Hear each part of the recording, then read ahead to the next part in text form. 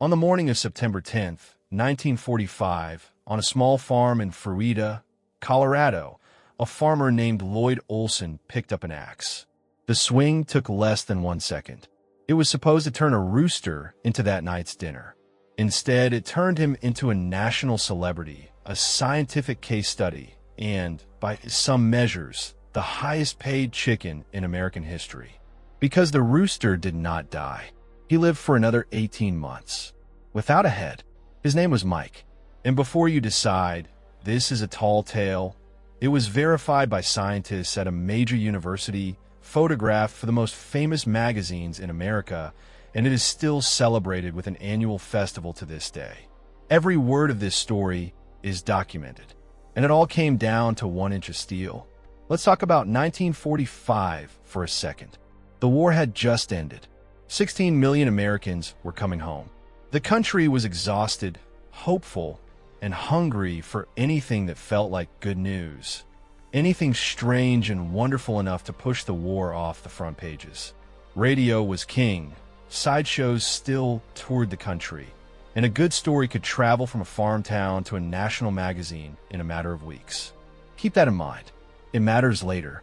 And in the small farming town of Fruita, Colorado, population at the time, barely 1,000 people, Lloyd Olsen and his wife Clara ran an ordinary farm with chickens, crops, and no expectation whatsoever of becoming famous. They raised birds the way every farm family did. And on slaughter days, Lloyd swung the axe while Clara cleaned the birds. A routine they had done hundreds of times. On September 10th, that routine broke. Now, here's the detail that makes everything that follows possible. And it's a detail about politeness. That September evening, Lloyd's mother-in-law was coming to dinner, and her favorite part of the chicken was the neck. So when Lloyd lined up his axe on a 5.5-month-old rooster named Mike, he deliberately aimed high, tried to leave as much neck as possible on the body. That small act of courtesy, aimed at pleasing his mother-in-law, is the only reason this story exists. Because the blade missed everything that mattered. The axe came down, the head came off, and Mike did what headless chickens do. He ran in circles, wings flapping. Farmers had seen that 1,000 times. It usually lasts a minute or two. But here's what almost nobody knows about chicken anatomy. A chicken's brain sits at a sharp angle inside its skull, much of it tucked behind the eyes, toward the back. Lloyd's high swing had missed the jugular vein, and a blood clot sealed the wound almost immediately. And crucially, the cut left most of the brainstem and one ear completely intact. In a chicken, the brainstem is not a minor part. It runs almost everything the bird actually does. Breathing, heartbeat, balance, reflexes, walking, which means Mike lost his head and kept almost all of his operating system. That evening, instead of falling over, Mike steadied himself. He walked. He tried to peck at the ground for food that he could no longer pick up. He even went through the motions of preening feathers he could no longer reach.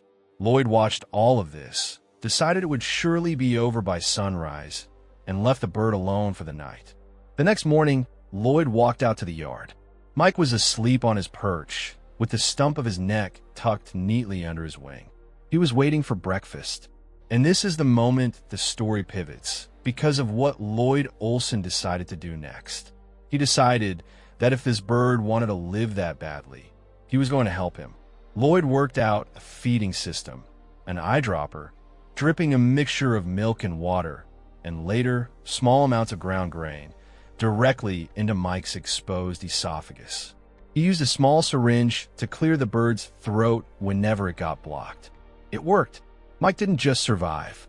He thrived. Over the following months, he grew from about 2.5 pounds to nearly 8. He balanced on perches. He wandered the yard with the other chickens. He even attempted to crow, which came out, witnesses said, as a low gurgle from deep in his throat. Word of a living, growing, headless rooster does not stay quiet in a town of 1,000 people. And when the story started spreading, it reached people who demanded proof. So Lloyd did something most farmers would never think to do. He took his headless rooster to the scientists.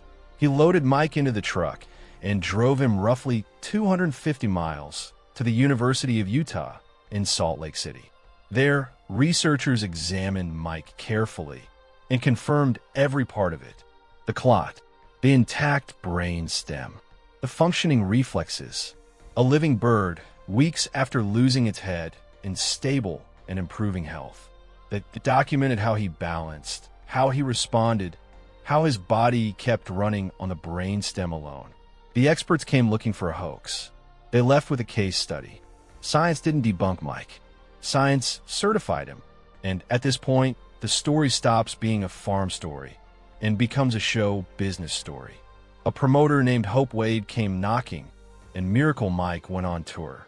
Salt Lake City, Los Angeles, San Diego, Phoenix, Atlantic City. City after city, the lines formed. For 25 cents, you could see him with your own eyes, alive, calm, and impossibly headless. And the money tells you everything about how big this became. At his peak, Mike was earning $4,500 a month. In 1945, that was several times what an average American family earned. That's over $50,000 a month in today's money, earned by a chicken. He was insured for $10,000. He appeared in Time magazine, then Life magazine, with a full photo spread. A rooster from Fruita, Colorado, was now one of the most famous animals in the United States. And the life around the fame was just as strange as the fame itself. On tour, Mike traveled in a comfortable crate, was fed on schedule with his eyedropper, and, by every account, was calm, healthy, and completely unbothered by his own impossibility. People came expecting something disturbing. What they found was a plump, contented rooster who simply didn't know anything was wrong. That, more than anything, is what people couldn't get over. And of course, because this is America, other farmers saw the money and tried to repeat it. Across the country, there was a brief, strange wave of copycat attempts. None of them worked. Not one bird came close to what Mike had done. The precise inch of Lloyd's swing, the angle, the clot, the intact brain stem, turned out to be a 1 in millions accident that no one could recreate on purpose. At this point in the story, most people assume Mike's luck eventually ran out in some dramatic way. Almost nobody guesses how it actually ended. For 18 months, Mike lived the strangest celebrity life in American history. And then came the night in Phoenix. March 1947, a motel room in the middle of a tour. In the early hours, Lloyd and Clara woke to a sound they knew. Mike was choking. His throat needed to be cleared fast. They reached for the syringe, and then came the realization. The syringe wasn't there. It had been left behind at the show the day before. Lloyd searched desperately for anything that could do the job. There was nothing. And in that motel room, 18 months after surviving the unsurvivable, Mike the Headless Chicken finally died. Not from the axe, but from a misplaced piece of equipment. The bird that had beaten the beheading was undone by luggage. Lloyd and Clara drove home to Fruita without him. For years afterward, Lloyd reportedly didn't like to talk about how it ended, about the syringe, the motel, the one piece of equipment that wasn't there. The family kept the story alive anyway, because it was true and because it was theirs. So what's left of Mike today? More than you'd think. His story is in the Guinness Book of World Records, the longest a chicken has ever lived without a head. The scientific explanation still holds up, and biologists still cite his case when they explain just how much of a bird's life runs on the brainstem alone. And in Fruita, Colorado, Mike never really died at all. Since 1999, the town has thrown an annual festival in his honor, Mike the Headless Chicken Day, held every spring with races, music, games, and a heavy metal statue of a proud, headless rooster standing in the middle of town.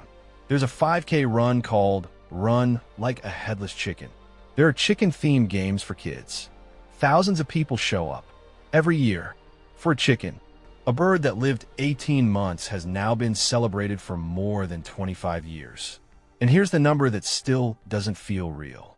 The difference between an ordinary Tuesday dinner and all of this, the tours, The magazines, the scientists, the statue, the festival running more than 75 years later, was about 1 inch of steel. 1 inch lower, and Mike is soup. 1 inch lower, and nobody ever hears the name Lloyd Olsen. And that's the thing about the strangest true stories. The ones nobody prepares you for. They almost never start with something extraordinary. They start with an ordinary person, on an ordinary day, doing an ordinary thing.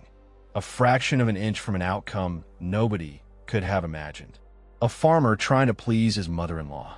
A polite, slightly too high swing of an axe. And a chicken who simply refused to follow the rules.